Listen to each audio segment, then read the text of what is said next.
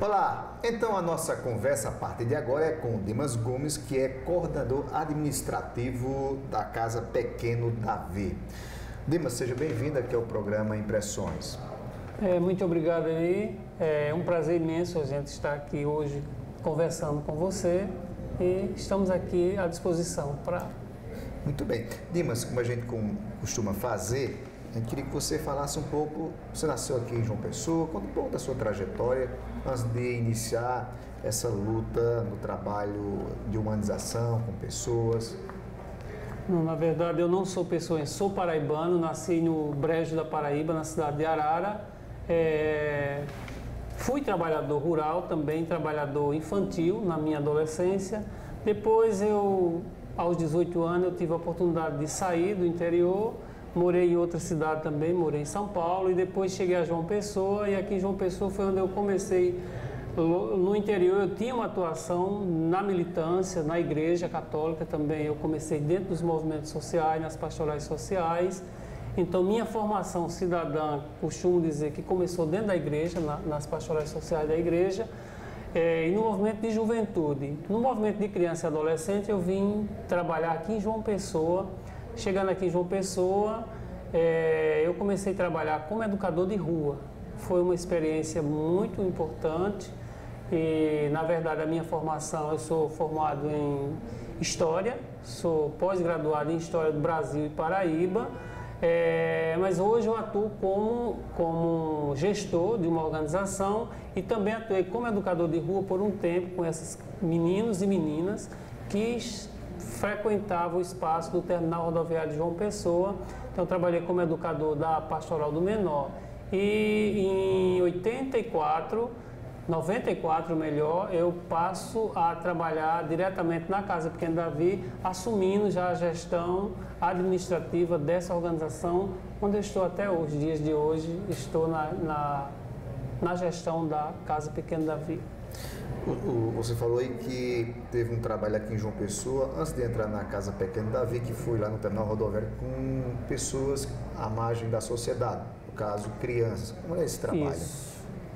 Na verdade, para mim foi um trabalho muito gratificante, desafiador, porque você trabalhar na rua sem muitos recursos é desafiador, porém muito importante, porque foi lá que eu conheci diversas crianças e hoje a gente percebe que esse trabalho surtiu efeitos, como hoje meninos que na época estavam comigo no terminal rodoviário, e foi a partir daí que a gente começou a trabalhar, e hoje desses meninos na época, hoje tem alunos, jovens que concluíram curso na universidade, jovens que construíram suas famílias e que a gente percebe que o trabalho da gente foi uma contribuição para que eles pudessem descobrir o seu potencial e pudessem viver com dignidade e ter oportunidade. Então a gente mostrou que eles eram capazes, né? Não é porque está na rua que você não é capaz. Tinha capacidade, tinha potencial. E hoje nós temos jovens formados na área de informática, né, trabalhando com redes de computadores, já graduado. Nós temos jovens com cursos universitários concluídos. Então, são vários resultados. Por isso que eu digo, é um trabalho muito desafiador, trabalhar na rua como educador, mas gratificante, porque a gente vê os resultados. Claro que naquela época a conjuntura era outra, o número de crianças na rua ainda são muitos, mas naquela época era bem maior, né? A gente estava, na verdade, o Estatuto da Criança e do Adolescente ainda estava começando a ser implementado, a sociedade ainda estava se conhecendo esse estatuto, então era uma política nova que estava sendo introduzida no Brasil e que a gente começou. Em 94 a gente estava lá trabalhando com esses meninos e oferecendo, mostrando para eles, contribuindo com eles para que eles descobrissem o potencial de cada um. Dimas, Então, você fez esse trabalho com essas crianças, esses adolescentes, com certeza você acompanhou a história de todas elas. E eu queria que você colocasse para a gente aqui que perfil era traçado, né, desses menores, o que levou esses menores a irem para as ruas? São vários desafios esses meninos enfrentavam. Primeiro, a situação de pobreza, né, situação econômica das famílias. A maioria desses meninos que viviam e que vive hoje ainda nas ruas tem um perfil muito parecido. Assim, são meninos das cidades aqui da região metropolitana, de João Pessoa, são meninos da periferia de João Pessoa, de famílias economicamente desfavorecidas, meninos em situação de trabalho infantil, né? A maioria, todos estavam em situação de trabalho infantil, porque a rua, eles estavam trabalhando na rua ou pedindo.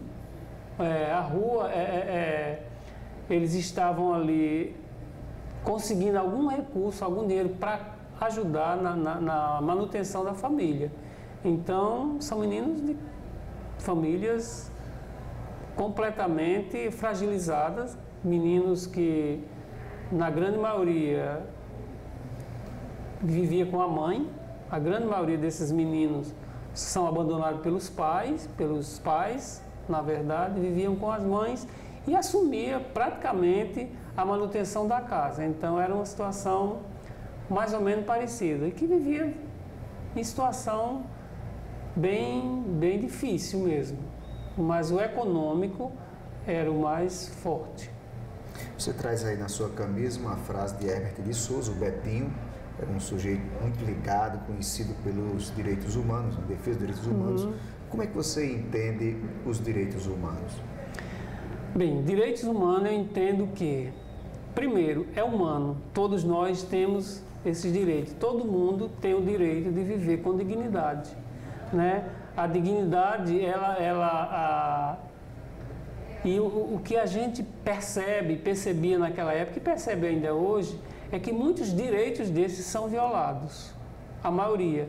Como, por exemplo, o direito à educação de qualidade, o direito à moradia, o direito os direitos básicos, a alimentação, a saúde. Então, são direitos que são negados vamos dizer, pelo Estado brasileiro, que nega esses direitos, e a gente entende isso também como uma violação de direitos humanos, porque direitos humanos, às vezes, algumas pessoas entendem que direitos humanos é como se fosse algo separado do outro, que o direitos humano é só para uma determinada camada da sociedade. Não, direitos humanos, todo cidadão, ele tem seus direitos. E o que a gente não concorda é por que esses direitos ele tem que ser apenas para uma camada da sociedade. Por que determinadas crianças têm direito a uma escola de qualidade, à saúde, à educação? E por que uma criança que não tem, uma criança que vive numa família em situação vulnerável, em situação de pobreza, por que essa criança ela tem que ser punida por isso? Ela tem que ser trabalhadora infantil, porque a única oportunidade que ela tem é trabalhar para não se tornar bandida. Ela tem que estudar em qualquer escola. A gente não concorda com isso. A gente acredita que direitos humanos, ele tem que ser para todos. E quem mais infringe, então, esses direitos? O próprio Estado brasileiro, eu acho que quando não se tem políticas públicas adequadas para atender essas demandas, eu acho que ele está violando. Eu acho que quem mais viola a ausência das políticas públicas, porque infelizmente nem todo gestor público ele tem essa visão, né? Ele tem essa visão para implementar políticas públicas que venham atender a necessidade da população. Infelizmente, quando ele não cria essas políticas públicas, ele está violando um direito que é humano. Se ele não está oferecendo escola de qualidade para essa criança, ele está negando um direito, porque é um direito que a criança tem de ter uma escola de qualidade, né? Hoje a gente percebe o acesso à escola é universal, porque isso com o Estatuto da Criança é garantido. É universal, mas a gente está numa discussão universal, mas que escola nós temos hoje? Nós queremos uma escola de qualidade. Nós queremos que as crianças não vivam na rua mendigando ou trabalhando, colocadas nas ruas, expostas a todo tipo de violência. A gente luta para que criança esteja na escola e na família. A gente quer que criança esteja integralmente na escola. Que o adolescente tem o direito a uma formação profissional, porque é um direito que ele tem, de ter uma formação profissional para ser inserido no mercado de trabalho. Então, isso são direitos. Não adianta se eu não ofereço isso, se eu não dou essas condições para que esse jovem seja um cidadão, eu não posso cobrar. Aí vamos dizer assim, o Estado brasileiro ele não tem, vou usar um termo forte, moral para cobrar do que ele não fez. Como é que eu cobro de um jovem coisas que eu não ofereci para ele? Se ele não teve acesso à escola de qualidade porque ele foi para a escola, mas a escola não atendeu às necessidades dele, então ele evadiu da escola, então ele vai trabalhar, ele vai sobreviver, vai arrumar forma de sobrevivência. Então, infelizmente, depois o que é que podemos cobrar desse jovem? E o Estado brasileiro, ele é omisso quando ele não cria essas políticas públicas que venham atender essas necessidades. Então, a gente acredita que tudo isso é violação de direitos humanos. Então, a nossa luta é para que criança e adolescente tenham seus direitos efetivados, porque nós temos na lei, nós temos uma lei maravilhosa, mas, infelizmente, a execução dessa lei deixa muito a desejar, né? Nós temos lógico que houve muitos avanços, nós temos políticas públicas, mas que ainda são muito frágeis, essas políticas públicas. Ok, nós estamos conversando hoje com o coordenador administrativo da Casa Pequeno Davi, Dimas Gomes. Nós vamos agora ao intervalo e voltamos daqui a pouco.